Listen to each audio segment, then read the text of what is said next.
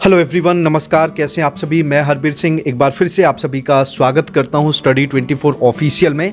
तो आज की इस वीडियो में जैसा आपने टाइटल और थंबनेल में देखा है उसी के बारे में हम बात करने वाले हैं, तो वीडियो के साथ बने रहिए। और अगर आपने अभी तक अपना ये चैनल सब्सक्राइब नहीं किया है तो सब्सक्राइब ज़रूर करें, ताकि इस तरह की और भी न्यूज़ आपको time to time authentic news आपको मिल सकें। तो जैसा आप लोगों को पता है कि अभी दिल्ली के अंदर जो आयु सीमा कम की गई है, तो उससे काफ़ी कैंडिडेट्स, लाखों कैंडिडेट्स शिक्षा भर्ती से बाहर होते दिख रहे हैं।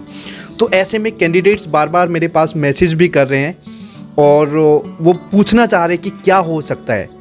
लेकिन देखो, मैं आपको अगर सिंपल शब्दों में बात करूं, और ये वीडियो आप पूरा ज़रूर देखना। देखो, सबसे पहले तो अपने आप में बहुत ही चौंकाने वाली चीज़ है कि एक तरफ जो नेता होते हैं उनके लिए कोई आयु सीमा नहीं होती, और एक तरफ पीआरटी की उम्र सीमा भी 30 साल है, टीजीटी की भी और पीजीटी की भी। मतलब आप अपने आप में ये सोच के देखिए कि जहाँ सबका क्वालिफिकेशन अलग है, जहाँ भर्तियाँ हर साल नहीं आती, जहाँ भर्तियाँ कई बार तो ऐसा हो सकता है कि कुछ कैंडिडेट्स बिना भर्ती देखे, बिना अपीयर हुए वो ओवर एज हो सकता है। तो अपने आप में मतलब एजुकेशन के साथ कितना भद्दा मजाक किया जा रहा है। तो यहाँ पे ये बहुत सोचने वाली बात है कि सभी की आयु सीमा, सबका क्वालिफिकेशन अलग है, सब में कई कई साल का डिफरेंस है, लेकिन इसके बावजूद सभी की उम्र सीमा को एक कर दिया गया है। तो ये मेरी तो समझ से बाहर है। हालांकि जो एक्सपर्ट्स हैं उन्होंने भी अपनी राय दी है कि ये बहुत ही मतलब चौंकाने वाला फैसला लिया है। और इसके बाद हम बात करते हैं, क्वेश्चन ये आता है कि ये फीमेल और मेल सभी कैंडिडेट्स के लिए 30 एज की गई है। तो इसमें आप ये मतलब बहम में ना रहें कि जो फीमेल कैंडिडेट्स हैं उनकी आयु सीमा अलग है। तो ये 30 ईयर्स फीमेल कैंडिडेट्स के लिए भी है। पहले हमें भी ऐसा लगा, लेकिन ये आप समझ लीजिए। और ये सुन के तो मुझे बहुत दुख हुआ। इसके बाद अगर हम बात करें जो और स्टेट्स हैं, आप अगर यूपी की बात करें तो अब यूपी तो एक बहुत बड़ा उदाहरण है कि वहाँ पर शिक्षकों के लिए कोई आयु सीमा ही नहीं है। जो क्वालिफाई करे वो टीचर बन जाएगा। और मेरे हिसाब से जो मेरा मानना है कि शिक्षक के लिए तो आयु सीमा होनी ही नहीं चाहिए। टीचिंग जॉब तो ऐसी है, देखो एक जॉब ऐसी है जहाँ पे फिजिकली आपको काम करना है, तो आयु सीमा जैसे आपकी बढ़ेगी तो उसके साथ आपका जो मतलब फिजिकल जो पावर है, ठीक है, तो वो कम हो सकता है। लेकिन शिक्षक तो ऐसा होता है जितना उसको एक्सपीरियंस होगा इतना वो निखरता है। और ऐसे में शिक्षक के लिए तो आयु सीमा नहीं होनी चाहिए। आप लोग भी कमेंट करके ज़रूर बताइए आपको क्या लगता है। चलो अब हम बात करते हैं। सबसे पहले तो आयु सीमा होनी ही नहीं चाहिए। जिसमें दम है, जो टेस्ट क्वालिफाई कर सकता है, उसको आप मौका दीजिए। अगर कोई किसी कारणवश रह भी गया है और वो शिक्षक बनना चाहता है तो उसको मौका मिलना चाहिए।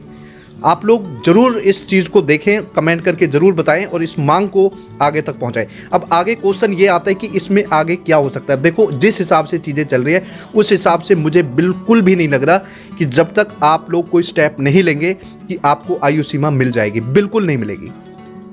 इसके लिए आप क्या कर सकते हैं, आप एलजी ऑफिस जाएं, रिप्रेजेंटेशन दे के आएँ, अपने मांग रखें, वहाँ पे डिमांड रखें, वहाँ पे जाएं और लेटर दे के आएँ। वहाँ पे DSSB ऑफिस जाएं, या आपके नॉन कोई पॉलिटिशियंस हैं जिनको आप जानते हैं तो वहाँ तक अपनी मांग पहुँचाएं। और इसके बाद सबसे बड़ी बात है कि जैसा आपको पता है कि अभी इलेक्शन भी आ रहे हैं, तो जो पॉलिटिशियंस हैं उनसे आप मिलें जाके। इसमें यह नहीं कि हरबीर सर को कुछ कर देंगे या कोई और दूसरा कुछ कर देगा। हम भी अपने लेवल से कोशिश कर सकते हैं, लेकिन उसमें आपका सहयोग चाहिए। फिर इसके बाद जो सबसे बड़ी बात आती है कि आपको कोर्ट भी जाना पड़ेगा। आपको कोर्ट जाना पड़ेगा, जो अभी कुछ दिख नहीं रहा है आप लोगों की तरफ से।